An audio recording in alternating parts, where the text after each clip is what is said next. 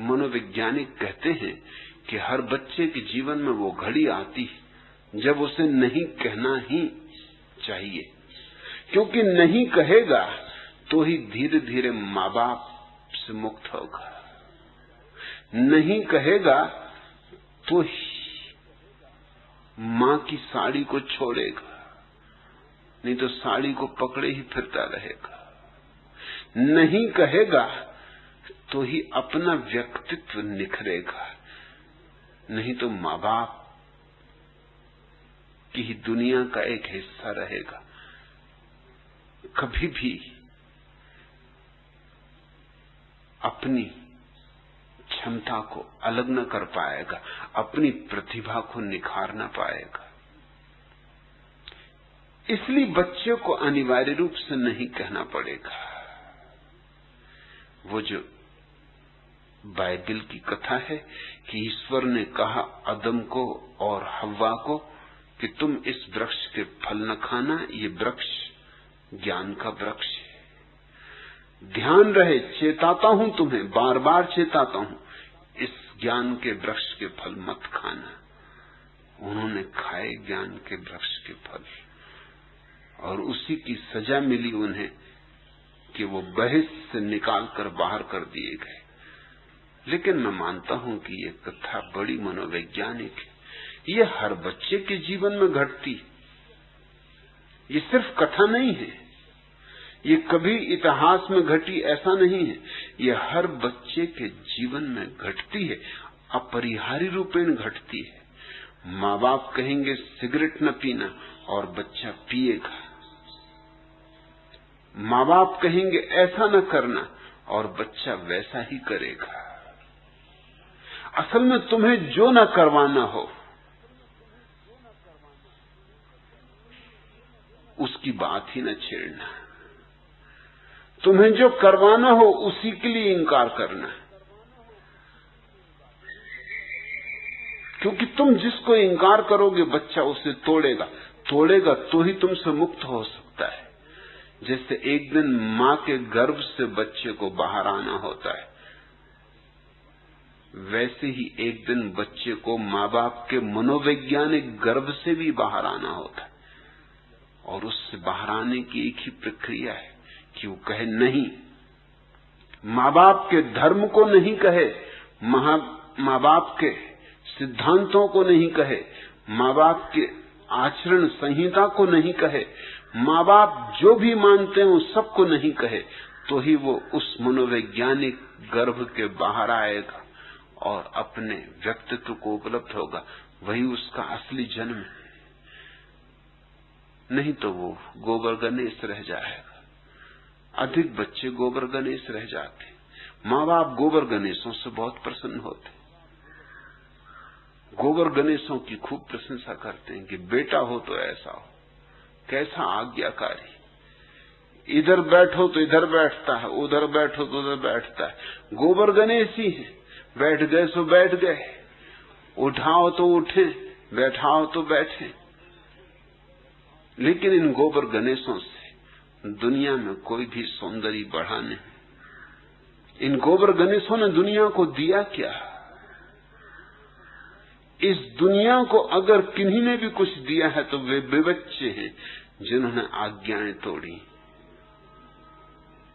जो माँ बाप की आज्ञाओं के विपरीत गए, जिन्होंने हिम्मत की है और साहस किया। हिम्मत बड़ी है क्योंकि छोटा बच्चा माँ बाप पर निर्भर होता है, सब तरह से निर्भर होता है, भोजन के लिए, वस्त्र के लिए, शिक्षा के लिए, उसका सारा जीवन ही माँ बाप पर निर्भर है। उतनी निर्भरता की वही दांव पे लगा देता है और जो उसे करना है करता है, करके दिखाता है। एक छोटे बच्चे ने, मुल्ला नसरुद्दीन का बेटा फजलू, उसने सेव का वृक्ष काट डाला।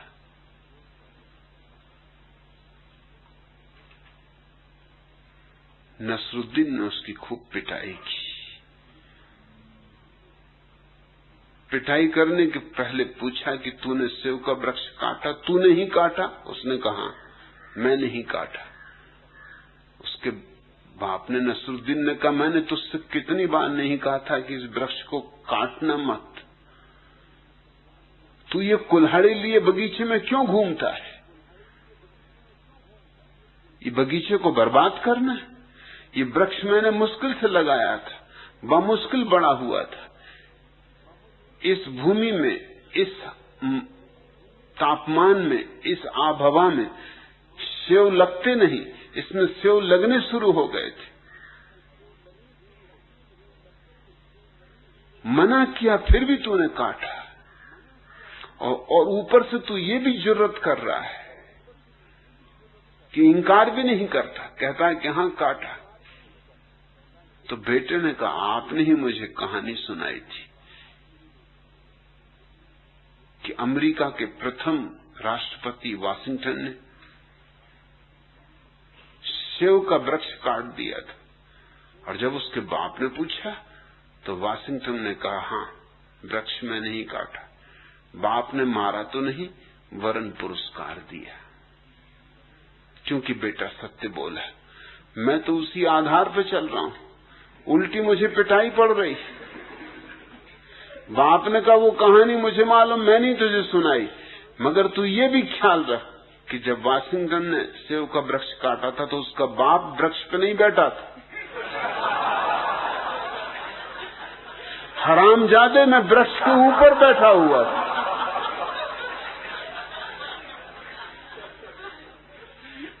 ये भी कोई वक्त था काटने का।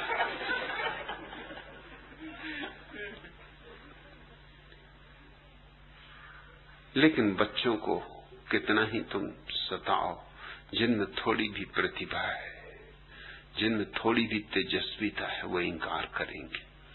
उन्हें इंकार करना ही है, करना ही पड़ेगा। ये मनोवैज्ञानिक अनिवार्यता है, अपरिहार्यता है। नास्तिकता इस सारे इंकार का इकट्ठा नाम है। सारी धारणाएं, सिद्धांत, शास्त्र, परंपरा, व्यवस्था, स्थापित स्वार्थ, स्थापित मूल्य, इन सबको इंकार करने का नाम नास्तिकता है। मेरे देखे अमृत बोधिसत्व जो इतना इंकार करता है, उसे एक दिन वह घड़ी जरूर आ जाती जब ये प्रश्न उठता है, इस इंकार से मैंने पाया क्या? हां, माँ बाप से छूटा, मुक्त हुआ, अपने पैर पे खड़ा हुआ, अब क्या? अब आगे की यात्रा कैसे हो?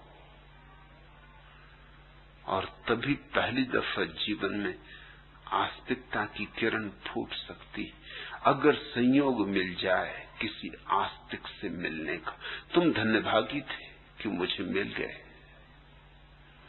मैंने तुम्हें नाम दिया अमृत बोधिसत्व। वे दो शब्द मैंने तुम्हारे लिए उपयोग किए, उन्हीं दो को तुम इंकार करते रहे थे।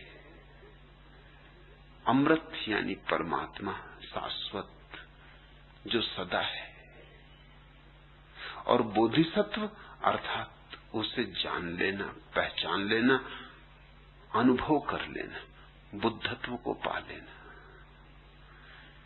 मैंने तुम्हें जो दो शब्द दिए, वो तुम्हारी पूरी 40 साल की नास्तिकता की पृष्ठभूमि में ही दिए। उसी पृष्ठभूमि में वे उभर कर प्रकट हुए। तुम कहते हो मैं 40 साल तक नास्तिक था, समाजवादी विचारधारा में जीवन गंवाने के बाद पिछले 15 वर्षों से आपका संपर्क पाया, और जीवन में जो आनंद और उत्साह का अनुभव किया उसका कैसे वर्णन करूं। इन 15 वर्षों में और भी लाखों लोग मेरे संपर्क में आए, लेकिन उन सभी को वह आनंद और उत्सव अनुभव नहीं हुआ जो तुम्हें अनुभव हुआ है, और उसका कारण तुम्हारी नास्तिकता थी। तुम तैयार थे, तुम्हारी पृष्ठभूमि तैयार थी, आस्तिक भी मेरे संपर्क में आए, मगर चूंकि उनकी आस्तिकता झूठी थी, उनका मेरे संपर्क में आना भी झूठा हुआ। मेरे और उनके बीच एक दीवार बनी रही। तुम उघाड़े थे, तुम्हारे और मेरे बीच कोई दीवार न थी। तुमने सारे वस्त्र पहले ही फेंक दिए थे, तुम नग्न खड़े थे सूरज में। तुमसे मेरा संपर्क सीधा हो सका। आस्तिक यहां आ जाता है तो उसे बड़ी मुश्किल होती है, क्योंकि उसकी धारणाएं बीच में खड़ी रहती। उसकी आकांक्षा होती है कि मैं उसकी धारणाओं का समर्थन करूं, और मैं उसका दुश्मन नहीं हूं तो कैसे उसकी धारणाओं का समर्थन करूं? उसकी धारणाओं का समर्थन करूं तो उसके जीवन में कभी क्रांति नहीं होगी। मुझे तो उसकी धारणाएं तोड़नी ही पड़ेंगी। तुम्हारी कोई धारणा न थी, इसलिए काम आधा तो तुम कर ही चुके थे।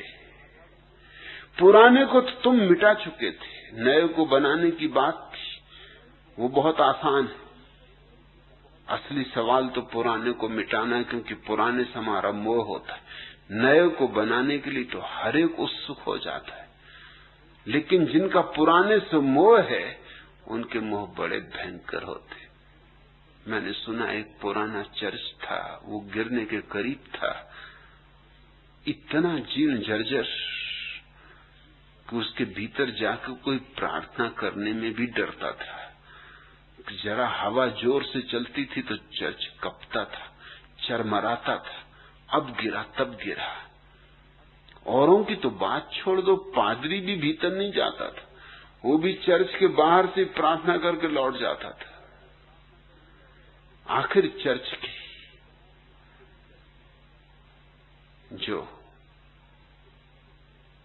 प्रमुख थे उनकी बैठक हुई और उन्होंने कहा कुछ करना होगा। अब चर्च में लोगों ने जाना ही बंद कर दिया। इतना ही नहीं, चर्च के पास से भी निकलना बंद कर दिया, क्योंकि पता नहीं कब गिर जाए। और चर्च पुराना है, और जितना पुराना हो उतना ही बहुमूल्य होता है। ये कुछ अजीब धारणा है लोगों की कि पुराना जितना हो उतना ही मूल्यवान होता है। बिल्कुल मरा मराया हो, सड़ा सड़ाया हो, उतना ज्यादा मूल्यवान। लाश ही बची हो, अस्थि पंजर ही रह गए हों तो और भी मूल्यवान। लोग अपने अपने धर्म को पुराना सिद्ध करने में ऐसी दीवानगी करते हैं, सच और झूठ की फिक्र ही नहीं करते। गुड़ भी हो तो गोबर कर देते, सिद्ध करने की चेष्टा कि पुराना पुराना होना चाहिए। सारे वैज्ञानिक आधारों से तय होता है कि वेद 5000 साल से ज्यादा पुराने नहीं, लेकिन लोकमान्य तिलक की चेष्टा जीवन भर ये रही कि 90,000 साल पुराने। क्यों? ऐसा क्या दीवानापन है? पुराना है तो मूल्यवान होना चाहिए, जितना पुराना हो। जैसे कि धर्म ना हुआ, शराब हुई, जितनी पुरानी हो उतनी ही कीमती।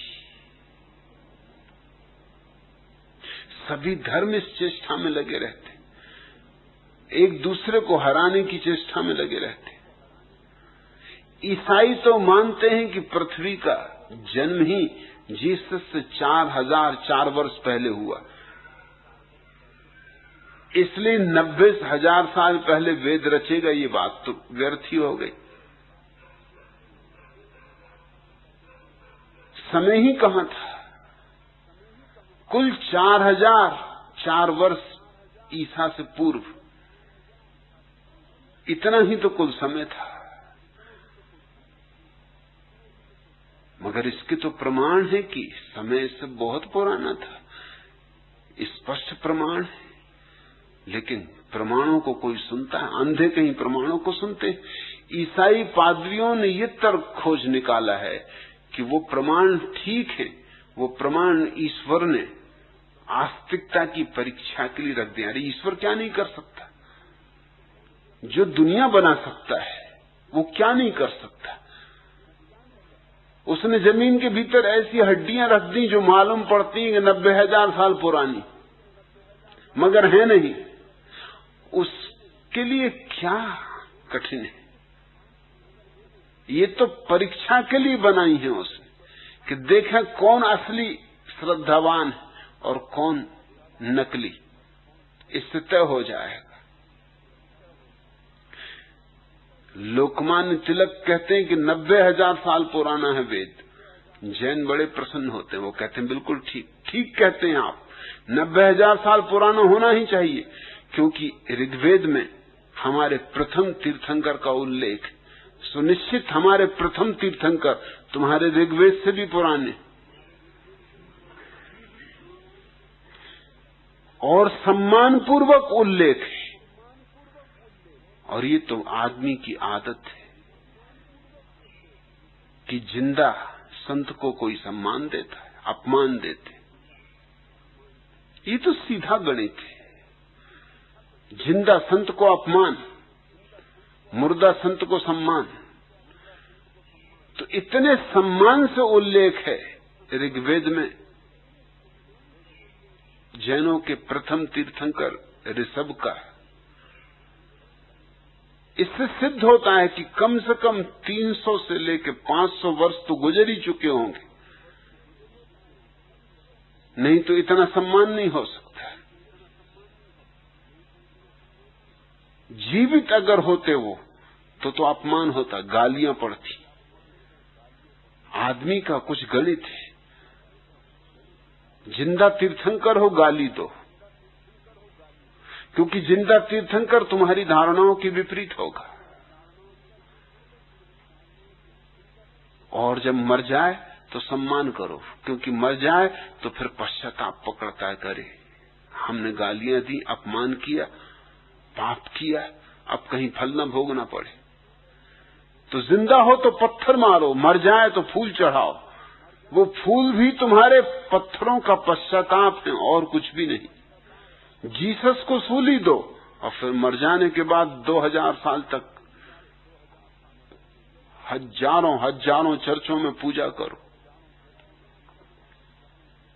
सुकरात को जहर पिलाओ और फिर 2500 सालों तक दर्शन शास्त्रों की हर किताब में सुकरात को घोषित करोगे इससे महान कोई दार्शनिक नहीं हुआ। ये पश्चाताप है और कुछ भी नहीं। जो व्यक्ति धारणाओं से भरा आता है उसके साथ मुझे मुश्किल खड़ी हो जाती। उसकी धारणाओं के अनुकूल मुझे होना चाहिए तो वो मेरे साथ राजी होता है, और मैं उसकी धारणाओं के अनुकूल कैसे हो सकता हूं?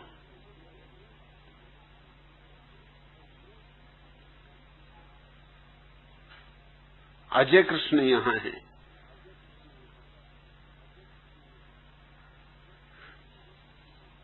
उनको कम्मू बाबा परेशान किए हुए।